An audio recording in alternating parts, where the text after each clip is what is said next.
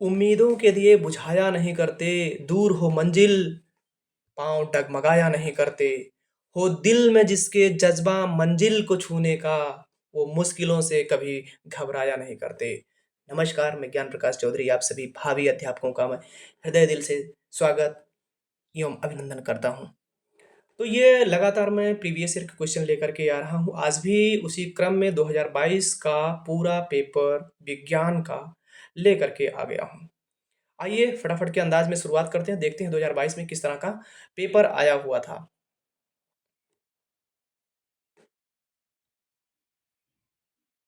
ये मैंने फोटो डाल दिया है जिससे कि आप भी मोटिवेट होइए।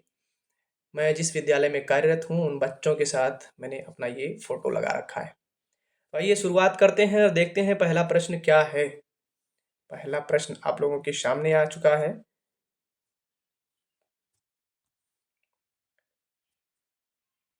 पहला प्रश्न है, एमकेएस पद्धति में ऊर्जा का मात्रक क्या है? तो एमकेएस पद्धति में ऊर्जा का मात्रक क्या होता है? ऊर्जा का मात्रक जूल होता है। क्या होता है? जूल होता है। इसमें बा सही हो जाएगा। दूसरा प्रश्न देखते हैं। दूसरा प्रश्न क्या है? नासा का मुख्यालय कहाँ स्थित है? तो नासा का मुख्यालय वाशिंगटन डीसी यहाँ स्थित है। निष्क्रिय गैस का इलेक्ट्रॉनिक विन्यास क्या है? निष्क्रिय गैस का इलेक्ट्रॉनिक विन्यास 2 और 8। जल में घुलनशील विटामिन है। जल में घुलनशील विटामिन विटामिन सी जल में घुलनशील विटामिन है। कल मैंने बताया था वसा में घुलनशील विटामिन, वीडियो पिछला देख लीजिए, वहां से प्रश्न देखिए। 22 में भी बना है और 23 में भी बना था। तंत्रिका कोशिकाओं की विशेषता है। तो तंत्रिका कोशिकाओं की विशेषता यह है कि इनका आकार अनिश्चित होता है। क्या? इनका आकार जो है अनिश्चित होता है। अति लघुत्तरीय प्रश्न, अति लघुत्तरीय प्रश्न आ गए हैं अब। आइए इनको सॉल्व करते हैं। ये क्या है भाई? यांत्रिक ऊर्जा कितने प्रकार की होती है? यांत्रिक ऊर्जा 2 प्रकार की होती है। कौन कौन सी? एक होती है स्थितिज ऊर्जा, दूसरी होती है गतिज ऊर्जा। चाहे गतिज ऊर्जा पहले कर दी जाए, स्थितिज ऊर्जा कर दीजिए। तो 2 प्रकार की यांत्रिक ऊर्जा होती है। यह 2023 में भी बना था। कल वाले वीडियो में मैंने इसको डिटेल में बताया है। दूसरा प्रश्न है, सौरमंडल के 8 ग्रहों का नाम लिखिए। तो सौरमंडल के 8 ग्रहों का नाम क्रमशः यही है: बुध, शुक्र, पृथ्वी, मंगल, बृहस्पति, शनि, अरुण और वरुण। पहले यम हुआ करता था, लेकिन यम को भी ग्रह की सूची से बाहर कर दिया गया है, चूंकि वह बौने ग्रह के रूप में उसकी पहचान हुई, इसलिए उसे ग्रहों की सूची से बाहर कर दिया गया है। तो सौरमंडल के 8 ग्रह यही हैं। ये देखिए फोटो लगा दिया गया है सौरमंडल। ये है सूर्य। ये क्या है? ये सूर्य है। कल भी यह क्वेश्चन मैंने बताया था डिटेल में, मैंने काफी डिटेल में इसको बताया है। सूर्य है, सूर्य के चारों तरफ ये ग्रह चक्कर लगाते हैं। कलर थोड़ा सा चेंज कर लेते हैं जिससे कि दिखे इस पे, है ना। थोड़ा सा कलर हम इसको रेड कर लेते हैं। ये देखिए इनका कक्ष निर्धारित है। इसी कक्षा में ऐसे ऐसे ये गति करते हैं सूर्य के चारों तरफ। पहला है बुध, शुक्र, पृथ्वी, मंगल, बृहस्पति, शनि, अरुण, वरुण। ये 8 ग्रह हो गए। और कभी कभी ये क्वेश्चन बन जाता है कि किस ग्रह के बाहर वलय है? तो ये शनि देख रहे हैं, वलय यानी छल्ला पड़ा हुआ है, शनि ग्रह। नोट कर लीजिएगा, हो सकता है पूछ भी सकता है। और ये अपनी पृथ्वी है तीसरे नंबर की। पहला बुध है, सबसे नजदीक, सूर्य से सबसे नजदीक कौन सा है? बुध है। उसके बाद शुक्र है, पृथ्वी है, फिर मंगल है। यही बढ़ता हुआ क्रम भी है। तो जाहिर सी बात है कि अगर सूर्य की परिक्रमा सब लोग कर रहे हैं तो सबसे पहले यानी कम समय में कौन करेगा? बुध करेगा, सबसे नजदीक वही है। फिर उसके बाद शुक्र है, फिर उसके बाद पृथ्वी है। आइए अगला प्रश्न देखते हैं क्या है। न्यूट्रॉन की खोज किस वैज्ञानिक ने की थी? तो न्यूट्रॉन की खोज किस वैज्ञानिक ने की थी? न्यूट्रॉन की खोज ब्रिटिश भौतिक वैज्ञानिक जेम्स चैडविक ने साल 1932 ईस्वी में की थी। न्यूट्रॉन एक आवेश रहित मूलभूत कण है। यह परमाणु के नाभिक में प्रोटॉन के साथ पाया जाता है। नाभिक में पाया जाता है, किसके साथ होता है? प्रोटॉन में होता है। ये न्यूट्रॉन और प्रोटॉन अंदर ही होते हैं, नाभिक में होते हैं न्यूट्रॉन और प्रोटॉन। अगला प्रश्न है चौथा प्रश्न। चौथा प्रश्न इसकी चर्चा कर लेते हैं थोड़ा सा।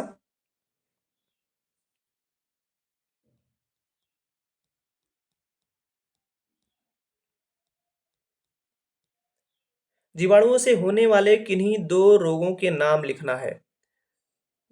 जीवाणुओं से, अब देखिए वायरस से नहीं, बैक्टीरिया से नहीं, यहाँ बैक्टीरिया से है, वायरस से नहीं है, यानी विषाणु से नहीं है, यहाँ बैक्टीरिया से है। तो बैक्टीरिया से कौन कौन से रोग होते हैं? सबसे पहला हैजा और दूसरा कर दिया गया है निमोनिया। दो रोगों के नाम पूछा है, तो ये दोनों रोग जीवाणुओं से होते हैं, अंग्रेजी में इसे बैक्टीरिया कहते हैं, वायरस से नहीं, ध्यान रखिएगा, यानी विषाणु से नहीं है, ये जीवाणु से होने वाले रोग हैं। अगला प्रश्न देखते हैं।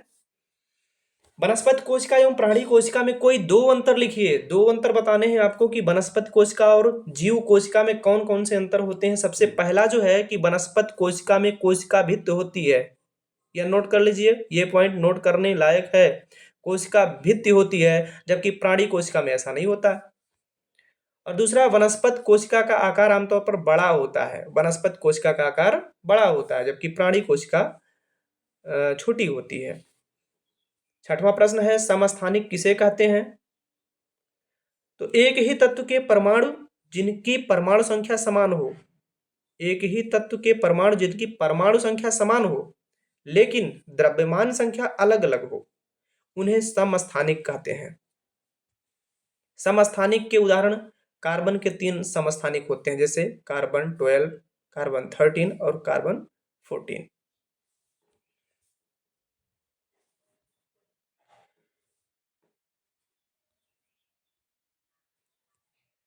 लघु उत्तरीय प्रश्न आ गए, 2 नंबर के प्रश्न स्टार्ट हो रहे हैं यहां से। कंकाल तंत्र के कार्य लिखिए। कंकाल तंत्र के कार्य लिखिए। सबसे पहले तो आप कमेंट में बताइए कि मनुष्य के शरीर में कितनी अस्थियां होती हैं, हड्डियां कितनी होती हैं, वो बताइए। तो कंकाल तंत्र के कार्य देखिए, पहला कार्य बताया गया, कंकाल तंत्र शरीर को आकार देता है और उसका वजन सहता है। ये पहला कार्य है, सर्वप्रमुख कार्य हो गया। दूसरा है कि कंकाल तंत्र मांसपेशियों के साथ मिलकर शरीर को गतिशीलता देता है, गतिशीलता प्रदान करता है। और तीसरा जो है, कंकाल तंत्र शरीर के अंगों को सुरक्षा देता है, जैसे खोपड़ी, मस्तिष्क को, पसलियां, हृदय को और फेफड़ों को सुरक्षा देती हैं। यह कंकाल तंत्र है। कभी आपने देखा होगा हृदय कहाँ होता है? हृदय यहाँ होता है। इसके अच्छा, ये जो है ऊपर जो कंकाल तंत्र बना होता है, यानी पसलियां जो यहाँ होती हैं ऊपर से, तो अगर कोई चोट लगता है तो इन पसलियों पे लगता है, जिससे कि जो है हमारा हृदय सुरक्षित रहता है, हमारा फेफड़ा सुरक्षित रहता है। यह कंकाल तंत्र के कार्य हुए। हड्डियों के केंद्र में स्थित अस्थिमज्जा लाल और श्वेत रक्त कणिकाओं का कोशिकाओं का निर्माण करती है। हड्डियां कैल्शियम और विटामिन डी जैसे खनिजों का भंडारण करती हैं। यह कंकाल तंत्र के कार्य हैं। आइए चित्र के माध्यम से देखते हैं। ये है हमारा कंकाल तंत्र, ये बताया गया है, ये देख सकते हैं आप। ये हड्डियां हैं, तो ये शरीर को आकार देने का ही कार्य करती हैं। नहीं तो केवल मांस का अगर होता तो जाहिर सी बात है रुक नहीं पाते, आप खड़े हो पाते, सीधे नहीं हो पाते। ये हड्डी है, इस वजह से आप सीधे खड़े होकर के चल रहे हैं। अब इसके ऊपर इन्होंने देखिए ये बताया है कि मांस, जब मांस चढ़ता है, ये मांस ऊपर से लग जा रहा है, तो बहुत अच्छा सुडौल आकार मिल जाता है। तो ठीक है, बढ़ते हैं अगले प्रश्न की तरफ। तंत्रिका ऊतक का नामांकित चित्र बनाइए तथा इसके कार्य के बारे में लिखिए। तो तंत्रिका ऊतक के कार्य क्या हैं? तंत्रिका ऊतक शरीर के अंदर और बाहर के वातावरण पर नजर रखता है। यह शरीर में होने वाले बदलावों की जानकारी इकट्ठा करता है और उसे केंद्रीय तंत्रिका तंत्र को भेजता है। तंत्रिका ऊतक शरीर में सूचनाओं को संग्रहित करता है और उन्हें व्यवस्थित करता है। यह सूचनाओं के आधार पर निर्णय लेता है और उस निर्णय को मांसपेशियों तक भेजता है। तंत्रिका ऊतक शरीर में होने वाली प्रतिवर्ती क्रिया, ऐच्छिक और अनैच्छिक क्रियाओं को नियंत्रित करता है। तंत्रिका ऊतक शरीर के विभिन्न अंगों का नियंत्रण करता है और अंगों और वातावरण में सामंजस्य स्थापित करता है। तो ऊतक के, तंत्रिका ऊतक के इतने सारे कार्य हैं, इनमें से आप 2 3 4 लिख के चले आएंगे तो आपको पूरा नंबर मिल जाएगा।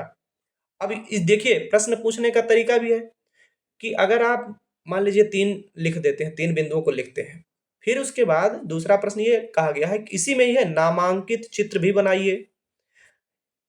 ऊतक के जब कार्य लिखेंगे तब 1 नंबर मिलेगा और जब चित्र बनाएंगे तब 1 नंबर मिलेगा। अब हुआ है आपका 2 नंबर कंप्लीट। तो आइए इसका चित्र भी देख लेते हैं। ये फिगर देखिए, तंत्रिका का ये अंतिम सिरा है, ये बताया गया है।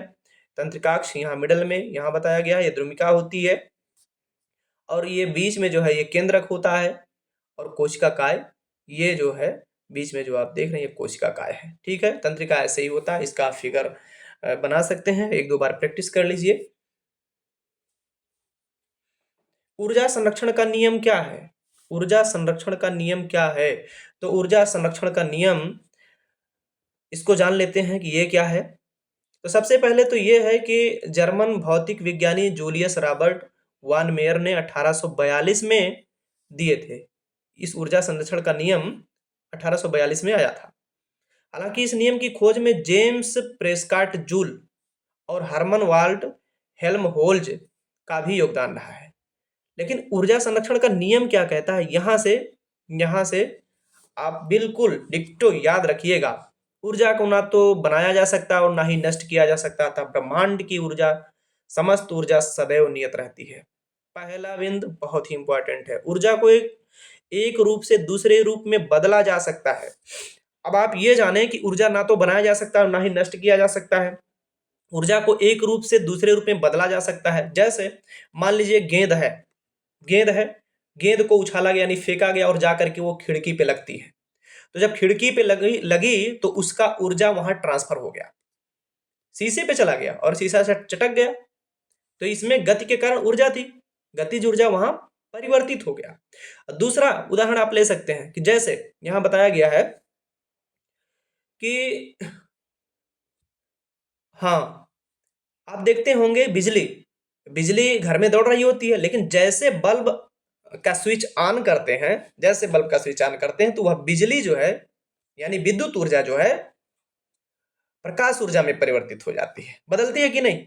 बदल जाती है। तो विद्युत ऊर्जा को प्रकाश ऊर्जा में आप घर में ही देख रहे हैं कैसे परिवर्तित किया जा रहा है।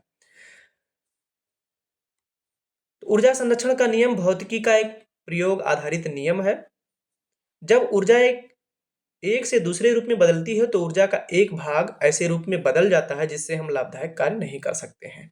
तो ये था ऊर्जा संरक्षण का नियम। अम्ल वर्षा किन 2 ऑक्साइडों के वातावरणीय जल के साथ क्रिया करके बनती है? अम्ल वर्षा का मछली, मृदा एवं पौधों पर क्या प्रभाव पड़ता है? प्रश्न की भाषा देखिए और सारे उत्तर आपको लिखने। अम्ल वर्षा क्या है? सबसे पहले तो ये जान लीजिए अम्लीय वर्षा क्या होती है। दूसरा प्रश्न इसी में बन गया कि अम्ल वर्षा का मछली, मृदा एवं पौधों पर क्या प्रभाव पड़ता है। यानी 1 नंबर अम्ल वर्षा का परिभाषा लिखने पर मिलेगा और 1 नंबर मछली, मृदा एवं पौधों पर क्या प्रभाव पड़ता है, अगर प्रभाव लिखते हैं तब 1 नंबर मिलेगा। तो आइए जानते हैं इसकी परिभाषा। अम्लीय वर्षा का प्राथमिक कारण वातावरण में नाइट्रोजन ऑक्साइड, किसके कारण से अम्ल वर्षा होती है? ये बिंदु नोट करिएगा, नाइट्रोजन ऑक्साइड और सल्फर डाइऑक्साइड का उत्सर्जन होता है। अम्लीय वर्षा से जीवन, पौधों, जानवरों पर हानिकारक प्रभाव पड़ते हैं। अम्लीय वर्षा से पानी में एल्युमिनियम की अधिकता होने पर मछलियों के लिए घातक सिद्ध होती है। मृदा गंभीर रूप से बाधित होती है और पौधों के लिए जरूरी आवश्यक तत्व नष्ट हो जाते हैं और पौधे सही प्रकार से पनप नहीं पाते हैं, यानी उनका विकास नहीं हो पाता है। इसलिए अम्ल वर्षा घातक होती है। ज्वालामुखी क्या है? यह कितने प्रकार के होते हैं? ज्वालामुखी का मानव जीवन पर क्या प्रभाव पड़ता है? ये है 5वां प्रश्न। तो ज्वालामुखी पृथ्वी की सतह पर मौजूद एक छिद्र होता है जिसमें लावा, गैस और चट्टानों के टुकड़े बाहर निकलते हैं। ज्वालामुखी के प्रकार, तो ज्वालामुखी 3 प्रकार की होती है। पहला है सक्रिय ज्वालामुखी, दूसरा है प्रसुप्त ज्वालामुखी या सुसुप्त ज्वालामुखी और तीसरा है मृत ज्वालामुखी। तो जो सक्रिय ज्वालामुखी है, जो ज्वालामुखी फिलहाल फट रहा हो या जल्द ही फटने की संभावना हो उसे सक्रिय ज्वालामुखी कहते हैं। इसमें लगातार लावा यानी मैग्मा लगातार बाहर निकलता रहता है। प्रसुप्त ज्वालामुखी, जिस ज्वालामुखी में एक बार विस्फोट के बाद शांति आ जाती है लेकिन फिर से अचानक विस्फोट हो सकता है, उन्हें प्रसुप्त ज्वालामुखी कहते हैं। इन्हें सुषुप्त ज्वालामुखी भी कहा जाता है। यानी एक बार कभी उद्गार तो हुआ ही था, फिर जो है कुछ दिनों के बाद, फिर कुछ दिनों के बाद उसी में उद्गार हुआ है। प्रसुप्त यानी सोता हुआ, अभी सो रहा है, फिर कभी जाग सकता है। और तीसरा है मृत ज्वालामुखी। मृत ज्वालामुखी, इसको जानिए, मृत मतलब मर चुका है। जिस ज्वालामुखी में लंबे समय से कोई विस्फोट नहीं हुआ और जिनमें से विस्फोट होने की संभावना भी ना हो, उन्हें मृत ज्वालामुखी कहते हैं। इन्हें शांत ज्वालामुखी भी कहते हैं। तो तीन प्रकार के ज्वालामुखी होते हैं, सक्रिय, प्रसुप्त या सुषुप्त, और तीसरा मृत ज्वालामुखी। अच्छा, इसका मानव जीवन पर क्या प्रभाव पड़ता है? इसमें देखिए तीन प्रश्न हो गए। ज्वालामुखी क्या है, इसकी परिभाषा दे दिए, या कितने प्रकार के, एक प्रश्न यहां से बन गया, दूसरा प्रश्न या कितने प्रकार का होता है, और तीसरा ज्वालामुखी का मानव जीवन पर क्या प्रभाव होता है। देखने में तो एक प्रश्न लग रहा है लेकिन तीन तीन उत्तर लिखने हैं। तो ज्वालामुखी का मानव जीवन में जो प्रभाव पड़ा, क्या? जल आपूर्ति को दूषित कर देती है। ज्वालामुखी विस्फोट से निकलने वाली गैसों से त्वचा, आंख, नाक और गले में जलन होती है। ज्वालामुखी विस्फोट से निकलने वाला लावा शहरों और गांव गांव को बर्बाद कर देता है। किसी शहर के किनारे अगर ज्वालामुखी विस्फोट हो गया तो क्या हुआ? वह शहर पूरी तरह से विध्वंस हो जाएगा, बर्बाद हो जाएगा। तो ये सारे मानव जीवन पे प्रभाव हैं। ज्वालामुखी विस्फोट से निकलने वाली राख को साफ करना बहुत मुश्किल होता है। अगला प्रश्न देखते हैं। उत्क्रमणीय तथा अनुत्क्रमणीय परिवर्तन को उदाहरण सहित समझाइए। उदाहरण के साथ समझाना है उत्क्रमणीय परिवर्तन क्या है। तो उत्क्रमणीय बदलाव में पदार्थ वापस अपने मूल रूप में आ सकता है। ध्यान दीजिएगा, मूल रूप में किस में आता है? उत्क्रमणीय, पहले वाले में, इसमें मूल रूप में आ सकता है, लेकिन अनुत्क्रमणीय में मूल रूप से नहीं आता है। ये तो हो गए इसके परिभाषा। तो उत्क्रमणीय परिवर्तन के उदाहरण जो है उसको देखें। पानी का बर्फ में बदलना और फिर बर्फ का पानी में बदलना। पानी को बर्फ में बदला जा सकता है और बर्फ फिर से पानी में बदल दिया जाता है। मूल रूप में आ गया ना। मोम का पिघलना, पिघल जाता है, फिर उसके बाद उसको मूल रूप में ले आते हैं। दिवाली में बहुत मोम बीने होंगे, है ना। तीसरा है छुई मुई के पौधों की पत्तियां हाथ लगते ही मुरझा जाती हैं और हाथ हटाने हटाने के बाद थोड़ी देर से फिर से पहले जैसी हो जाती हैं। ये है उत्क्रमणीय परिवर्तन के उदाहरण। और अनुत्क्रमणीय परिवर्तन क्या है? दूध से दही का बनना। एक बार दूध से अगर दही बन गया तो क्या फिर उस दही को दूध में परिवर्तित किया जा सकता है क्या? नहीं। लकड़ी का जलना, लकड़ी अगर जल गया तो फिर से लकड़ी प्राप्त नहीं की जा सकती है। गेहूं का आटा बनना, रोटी पकना, चीनी का जलना, टायर का घिसना, बीज का उगना और उसका वृक्ष बनना, ये सब अनुत्क्रमणीय परिवर्तन के उदाहरण है। यानी फिर से इनको मूल रूप में वापस नहीं लाया जा सकता है। और उत्क्रमणीय बदलाव में, उत्क्रमणीय परिवर्तन में उनको पुनः मूल रूप में लाया जा सकता है। मृदा अपरदन से आप क्या समझते हैं? इसके कारण एवं रोकने के उपाय पर प्रकाश डालिए। ये भी देखिए पिछले वीडियो में इसको बहुत कायदे से समझाया गया। मृदा अपरदन क्या है? तो सबसे पहले तो ये समझ लें कि मृदा अपरदन होता क्या है। देखिए कैसे प्रश्न प्रश्न समझिएगा बहुत बारीकी से। मृदा अपरदन से आप क्या समझते हैं, इसकी परिभाषा लिखनी है। इसके कारण एवं रोकने के उपाय पर प्रकाश डालिए। इसके कारणों पर और रोकने के उपाय पर भी आपको लिखना है। तो आइए परिभाषा जानते हैं। मृदा अपरदन बहते हुए जल, हवा, जीव जंतुओं और मानव की क्रियाओं द्वारा भूपटल की ऊपरी उपजाऊ मिट्टी की परत के कट जाने और अन्यत्र रूपांतरित हो जाने को मृदा अपरदन या मिट्टी का कटाव कहते हैं। ये तो हो गई परिभाषा। अब इसके कारण क्या है? मृदा अपरदन के कारण क्या है? तेज बहने वाली हवा, तेज पानी का बहाव, अंधाधुंध पेड़ों की कटाई, जो कि आज आज के समय में बहुत की जा रही है। औद्योगिकरण जब से शुरू हुआ है, अंधाधुंध पेड़ों की कटाई की जा रही है, जिस कारण से मृदा अपरदन हो रहे हैं। जमीन को खाली छोड़ देना, पशुओं की अत्यधिक चराई मृदा अपरदन का कारण है। ये सब मृदा अपरदन के कारण होते हैं। अब बचने के उपाय क्या हैं? ये सब रोक दीजिए, यानी जमीन को समतल रखिए, ज्यादा से ज्यादा पेड़ लगाइए, पशुओं की चराई पर रोक लगाइए या कम कर दीजिए, रेतीली जमीन में जीवांश पदार्थ मिलाइए, मेड़बंदी करवाइए। ये सब मृदा अपरदन से बचने के उपाय हैं। तो ये थे आज के 2022 के पेपर विज्ञान के, जो कि इस तरह से पूछे गए हैं। आप देख सकते हैं कि 2023 में भी कुछ प्रश्न यहाँ से मिले हैं। तो विश्वास रखिए, यहाँ से आपको प्रश्न मिलेंगे। अगर वीडियो अच्छा लग रहा हो तो चैनल को सब्सक्राइब करके लाइक कर दीजिए और शेयर भी कर दीजिएगा।